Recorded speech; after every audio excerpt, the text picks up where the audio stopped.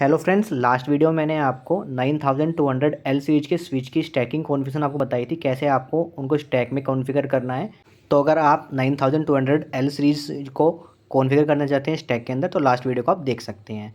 अब देखिए दोस्तों, स्टैकिंग कॉन्फ़िगरेशन हमारी हो चुकी है और अब हम चाहते हैं जो हमारी टोपोलॉजी है, जो हमारा नेटवर्क चल रहा है, उसमें हम अपनी जो स्टैकिंग हमने स्विच की यहाँ पे की है 5 स्विच की एक साथ, उसको अपने जो पुराने ओल्ड स्विच है 2960 एक्स सीरीज़ के हमारे स्विच हैं उनसे रिप्लेस करना चाहते हैं। और जो उनकी कॉन्फ़िगरेशन है ऑटोमेटिकली हमारी इन स्विच के अंदर, यानी जो हमने स्टैकिंग स्विच बनाया हुआ है इसके अंदर हमारी कैसे आएगी, उसकी हम कॉन्फ़िगरेशन यहाँ पे करने वाले हैं।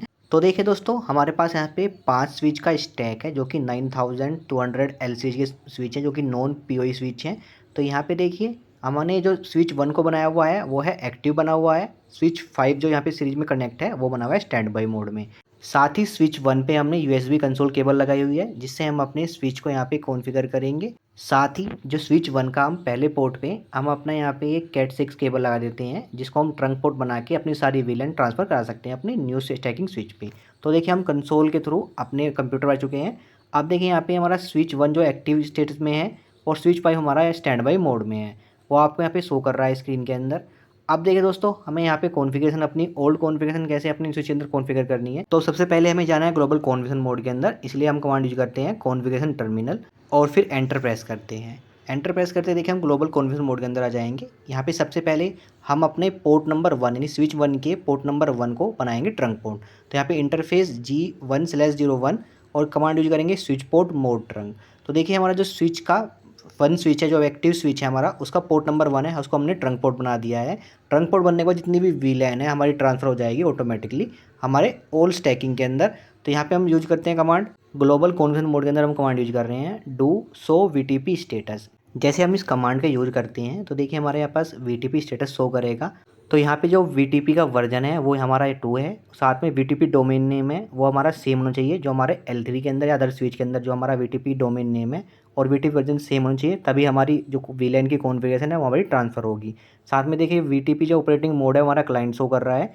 अगर यहाँ पे देखिए आपका जो वीटीपी वीलैन नंबर है वो सेम रहता है एज जो अदर जो हमारे स्विच है या L3 है, उस पर आपका वीटीपी जो वीलैन है सेम शो कर जाएगा, तो आपकी जो वीलैन है वो ट्रांसफ़र हो जाएगी। तो यहाँ पे हम कमांड यूज करते हैं ग्लोबल मोड से एग्जिट होकर शो वीलैन। तो यहाँ पे देखिए, जो हमारी वीलैन 1 जो हमारी डिफ़ॉल्ट है उसके अंदर जितने भी हमारे पोर्ट हैं 5 स्विच के जो हमारे पोर्ट हैं वो यहाँ पे हमारे वीलैन 1 के अंदर जो डिफ़ॉल्ट वीलैन के अंदर शो कर रहे हैं। और जितनी भी हमारे अदर स्विच पर जो वीलैन बनी हुई है, वीलैन 8, 9, 10, जो भी आपकी वीलैन बनी होगी वो आपकी ट्रांसफ़र हो जाएगी जो हमारा न्यू स्टैकिंग स्विच है उसके अंदर। देखिए, हमारी वीलैन आ चुकी है सारी हमारी।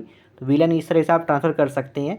अगर आपका वीटीपी वर्जन सेम है, साथ में वीटीपी डोमेन नेम सेम है और जो वीटीपी हमारा स्विच है वो क्लाइंट बना हुआ है, तो हमारी वीलैन ट्रांसफ़र हो जाएगी। तो देखिए दोस्तों, वीलैन तो हमारी ट्रांसफ़र हो चुकी है स्टैकिंग स्विच पर। अब हम अपने स्विच पर टेलनेट और एसएसएच इनेबल कर लेते हैं। तो इसके लिए हमें कमांड के यूज करनी है। हमें जाना है स्विच के अंदर, कॉन्फ़िगरेशन मोड के अंदर जाना है, यहाँ पे अपने कमांड यूज कर लेते हैं। तो सबसे पहले हम यहाँ पे अपने स्विच को एक आईपी देंगे, जिससे हम टेलनेट और एसएसएच थ्रू अपने स्विच को यहाँ पे एक्सेस कर सकते हैं। तो हम यहाँ पे एक वीलैन के अंदर जा रहे हैं, जो हमारे इंटरफेस वीलैन जो कि 80 है, जो मैनेजमेंट वीलैन है। तो आपको भी अपने मैनेजमेंट वीलैन के अंदर जाना है। तो यहाँ पे इंटरफेस वीलैन 80 जो मैनेजमेंट वीलैन है, आईपी एड्रेस लिखते हैं और जो आईपी एड्रेस के थ्रू आप अपने यहाँ पे स्विच को एक्सेस करना चाहते हैं वो आईपी एड्रेस दीजिए, उसको सबनेट मास्क दीजिए।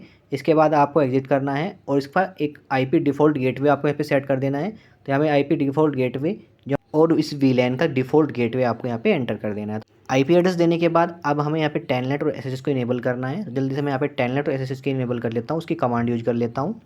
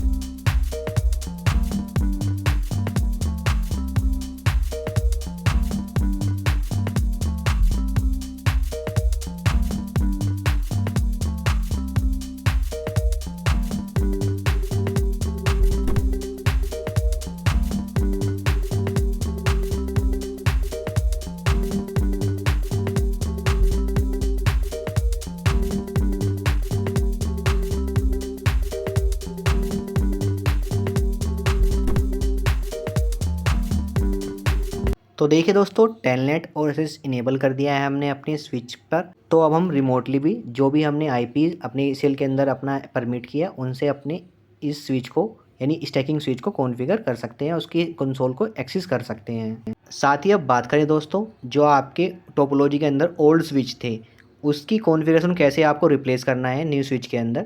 तो देखिए दोस्तों, अगर आपके ओल्ड स्विच 9200 सीरीज के हैं तो ईजिली आप कॉन्फ़िगरेशन को रिप्लेस कर सकते हैं।